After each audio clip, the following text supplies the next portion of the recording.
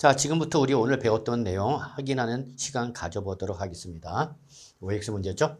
1번 법정 기일 전에, 즉 세금이 부과되기 전에 그 얘기입니다. 저당권의 설정 등을 등기한 사실이 등기사항 증명서에 따라 증명되는 재산을 매각해서 그 매각 금액에서 국세나 지방세 징수를 하는 경우 그 재산에 대해서 부과되는, 여기 보입니다. 그 재산에 대해 부과되는 세금, 즉 재산세와 지방교육세, 소방분 지역 자원시설세, 종합부동산세 등, 이거를 우리 뭐라 표현했죠? 여러분 당해세라고 그랬죠? 당해세. 얘들은 저당권 등에 따라 담보된 채권의 설정일자와 관계이시 없이 우선하에 징수한다. 그렇죠, 여러분. 당해세의 가장 중요한 특징은 저당권 등의 설정일자와 관계없이 얘들이 우선 변제를 받는다 하는 거죠. 그래서 1번은 맞는 말이 되는 거죠. 자, 2번 소득세는 소득을 지급하는 때 납세무 성립한다. 자, 납세무 성립 시기를 물어본 거죠, 여러분. 그러면 이때 소득세는 무슨 세? 기간세. 기간세이기 때문에 과세 기간이 끝나는 때, 그죠, 여러분? 과세 기간이 끝나는 때 바로 새해 오전 0시가 되겠죠, 여러분. 그때 우리 소득세 납세를 성립하는 거죠. 2번은 틀린 말이죠. 물론 이거는 반드시 원칙을 말하는 거죠, 여러분. 근데 시험은 원칙만 물어보는 것이 아니라 모두 물어볼 수 있다, 여러분. 예외를 물어볼 수 있다 그랬죠. 이 예외가 바로 두 가지가 있죠. 예정신고 납부는 양도소득세, 또 하나가 뭐죠, 여러분? 원천징수소득세. 꼭 정리해 두시기 바라겠습니다, 여러분. 부탁드리면서 다음 문제 풀어보겠습니다. 자, 3번이죠.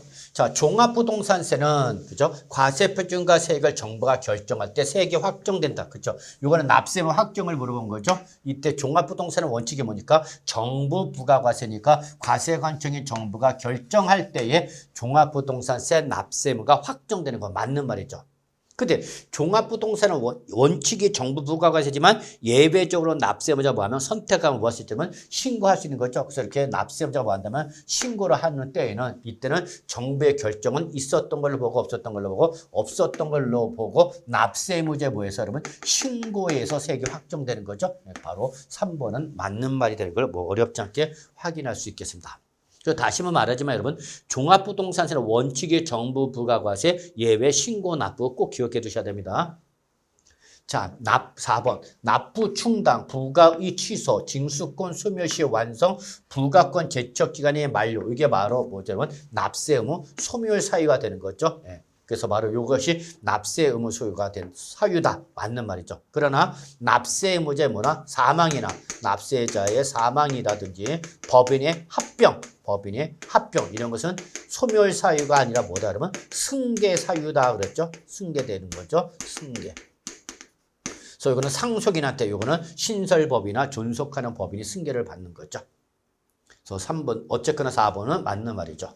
자, 5번 상속이나 증여를 원인으로 취득하는 경우로서 법정 신고 기한까지 과세 표준 신고를 제출하지 아니한 경우 지방세 부과 제척 기간. 자, 여러분 법정 신고 기한까지 과세 표준 신고를 제출하지 아니한 경우죠, 여러분.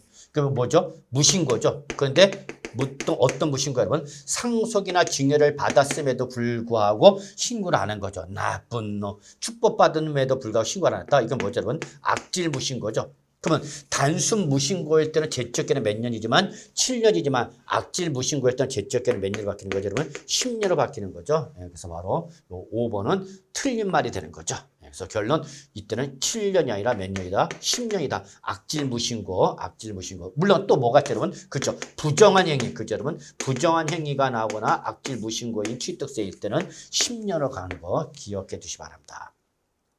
자, 6번 종합부동산세의 경우 부가 제척기간의 기산일은 과세표준과 세액에 대한 신고 기한의 다음 날이다 그런데 여러분 아니죠. 제척기간 종합부동산세 제척기간의 기산일은 언제 여러분? 과세기준이죠, 여러분. 과세기준이 바로 납세무 성립일인 과세기준의 이날로부터 제척기간 5년 경과 여부를 따지는 것이다 라는 거죠, 여러분. 그래서 6번은 틀린 말이 되는 거죠. 자, 그 다음에 우리 다음 문제 7번, 8번. 자, 7번. 지방세에 관한 불복 시 불복 청구에는 심판 청구를 거치지 아니하고도 행정소송을 제기할 수 있다라고 했죠, 여러분. 자, 지방세에 관한 불복 청구 시 불복 청구는 반드시 행정소송을 제기하고자 하면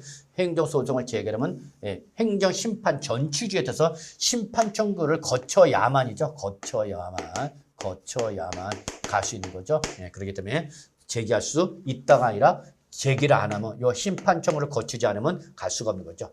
다만 이 신청은 선택사항이다 그러면 이 신청은 선택사항이기 때문에 이 신청은 해도 좋고 안 해도 좋은 건데 심판청은 바로 필수 절차가 되기 때문에 여러분 반드시 지방세는 심판청구를 거쳐가야 된다는 거 잊지 마세요. 물론 감사원법상 심사청구에도 상관은 없습니다만 어쨌거나 행정심판 전치를 적용하겠다. 국세, 지방세. 자, 정리해 주시고요. 그래서 17번은 틀린 말이라는 거 다시 한번 말씀드리고요. 8번. 자, 주택법상 주택조합이 해당 조합원용으로 취득하는 조합주택용 부동산으로서 조합원에 귀속되지 않은 부동산을 제외한 것은 조합이 취득한 거로 본다. 맞아, 틀려? 틀렸죠. 조합원용으로 취득했기 때문에 조합이 아니라 뭐야, 여러분? 조합원이 취득한 걸로 봐야 되는 거죠. 예, 그래서 8번도 틀린 말이 되는 거 뭐 어렵지 않게 확인할 수 있을 거라 합니다. 자, 9번. 부동산의 취득은 민법 등 관계법령에 따라 등기를 하지 아니한 경우라도 어쨌다면 사실상 취득을 하였다라면 우리 취득을 본다 안 본다? 보는 거죠, 여러분. 예, 그래서 9번은 맞는 말이 되는 거 어렵지 않게 되고요. 자, 마지막 10번 보죠. 자, 도시개발법에 따른 환지 방식에 의한 도시개발 사업 시행으로 토지의 지목이 사실상 변경해서 가격이 어떻게 했다? 증가된 거죠. 바로 이건 뭐죠, 여러분? 도시개발법상 도시개발사업에서 환지 방식에 의한 도시개발사업에 따라 종전 토지 대신 새로운 토지를 받았는데 그 가격이 증가된 거죠. 무슨 취득? 간치 취득이죠. 그럼 이때 환지 계획에 따라서 공급되는 누구는 환지는 이거는 종전 토지 소유자가 그 종전 토지 대신 새로운 토지를 받는 거니까 이거는 누가 취득한 걸로 봐야 돼요, 여러분? 조합은 종전 토지 소유자가 취득한 걸로 봐야 되는 거죠. 그러나 채비지나 보류지는 누가 여러분? 요거는 그쵸? 요거는 사업 시행자가 취득한 걸로 봐야 되는 거죠. 그래서 10번은 틀린 말이 되는 걸 뭐 어렵지 않게 확인할 수 있을 거라 보고요. 자, 여기까지가 우리 매일 정리 노트 해설 강의 되겠습니다. 여러분 수고하셨습니다.